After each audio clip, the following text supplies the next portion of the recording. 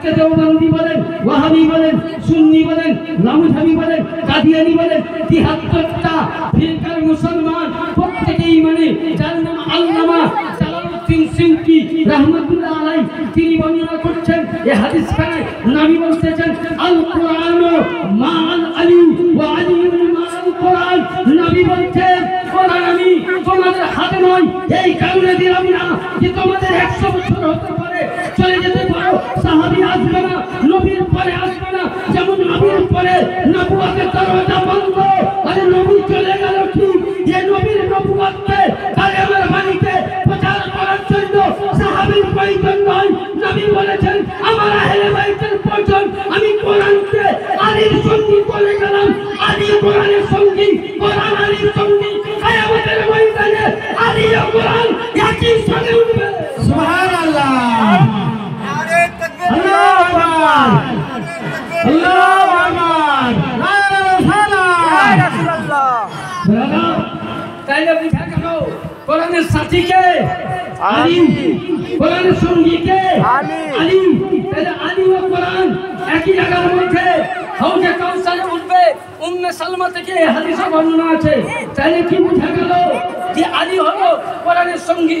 নবী বললেন আমার চলে যাওয়ার পর নবীর নবুয়ত বন্ধ হয়ে যাবে, কিন্তু আলীর বেলায়াত কিয়ামত অবধি, আলীর বেলায়াত, আলীর ফেলনা চালু থাকবে। তার জন্য কোরআন বলছে ইন্না শানিয়াকা হুয়াল আবতার।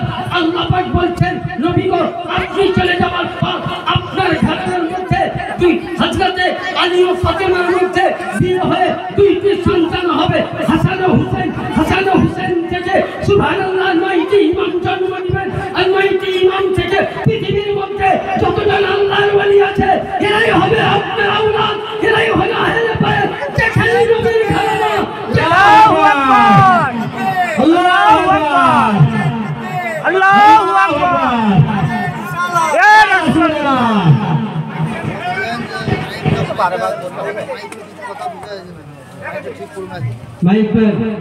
মাইকে দাঁড়িয়ে এসে মাইক ঠিক করুন। তাহলে বুঝা গেল, কি বুঝা গেল যে যেখানে পৃথিবীতে আল্লাহর ওলি রয়েছে, সে যে তরিকার হোক, কাদেরিয়ার হোক, চিশতিয়ার হোক, নকশবন্দিয়ার হোক, মুজাদ্দিদিয়ার হোক, শাহাদাতিয়ার হোক, কাইমিয়ার হোক, আহমদিয়া হোক, সমস্ত পৃথিবীতে আল্লাহর ওলি এরাই হচ্ছেন নবীর আওলাদ, এরাই হচ্ছেন আলে রাসূল, এরাই হচ্ছেন নবীর ঘরানা। তার জন্য কোন কবি বলছেন তেরে রাসূলে পাক রে হে বাচ্চা বুদা আছে আজান টাইম হয়ে গেছে, চাবি ওসা আছে বলো। হ্যাঁ আর বাইরে যাই না, আমি কি নাই গো। সুবহানাল্লাহ, সুবহানাল্লাহ। তাহলে নবীর ঘরানা সবই নূর। বসাচ্ছি চাবি কাটিলে তো মনে নাই কিছু কিছু আমাদের মন যে আলীর জিকির করা বেদাত, আলীর মুহাব্বত করা বেদাত। এবার একবার ছোট্ট করে দরুদ পাক করুন ইনশাআল্লাহ। আল্লাহুম্মা সাল্লি আলা সাইয়্যিদিনা মাওলানা মুহাম্মদ ওয়া আলা আলি সাইয়্যিদিনা মাওলানা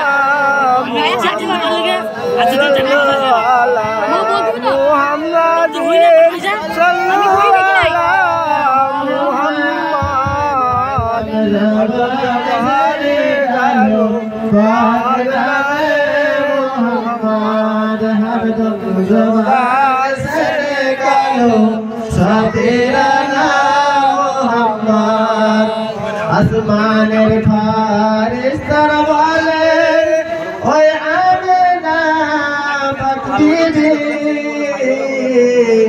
আসমানের ফারিস্তারা বলে ওই আমিনা পাক বিবি, তোমার সিগনে জন্মত দেখা ইস জামানার নূর নবী। তাহলে বুঝা গেল কি? এবার নবী আমার হাদিসে পাকের মধ্যে বলছে কি, হাদিস পাক বলছে শুনুন। তাহলে আপনি বুঝতে পারবেন যে নবী মুস্তাফা হযরতে আলী কারামাল্লাহু তাআলা ওয়াজহুল কারীমের তার ইতিপূর্বে একটা মশলা আপনাদেরকে শোনাবো। খুব মনে করেছেন 4টা মশলা। যদি ভুল হয়, বুঝতে অসুবিধা হয়, ইমাম সাহেবকে জিজ্ঞাসা করবেন। আচ্ছা, ইমামে শাফাঈ রহমাতুল্লাহ আলাইহি ইনি কয় নাম্বার ইমাম ছিলেন? কয় নাম্বার?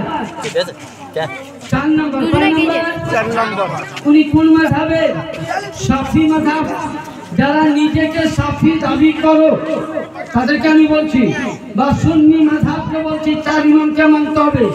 যদি আলীর নামে জিকির করলে সব মিলে, আলীর নামের চর্চা করলে যদি আপনি আমি শিয়া হয়ে যাই, তো ইমামে শাফাঈ রাহমাতুল্লাহ তাআলা আলাইহি উনি নিজে বর্ণনা করেছেন যে পৃথিবীর মধ্যে সবচাইতে আমি হলাম বড় শিয়া। জোরে বলেন সুবহানাল্লাহ। খুতবাতে মুহররম প্রতিটা ইমাম সাহেবের কাছে আছে। খুতবাতে মুহররম প্রতিটা ইমাম সাহেবের কাছে আছে মসজিদে। এবং ফাজাইলে আহলে বায়াত কি বললাম? তুমি মোবাইল এর বন্ধ করে ফোন চলে এলো, আবার সব কেটে গেল। অনেকটা হইলো, কেটে গেল। হ্যাঁ কেটো না, মোবাইল এলে ফোন টাওয়ারটা লক করে না, তুমি টাওয়ার লক করে দেবে না, টাওয়ার লক করে দেবে, জাহাজ সব করে কেটে গেল। জাহাজ করে দিয়েছি। সব কেটে গেছে না, এই ছবিটা কেটে গেছে, ইয়ে হয়ে গেছে, আগেকারগুলো সব কেটে গেছে। কেটে গেছে, তা লোড হয়ে যাবে। হ্যাঁ লোড হয়ে গেছে। এই বস, নামাজ পড়তে দাও।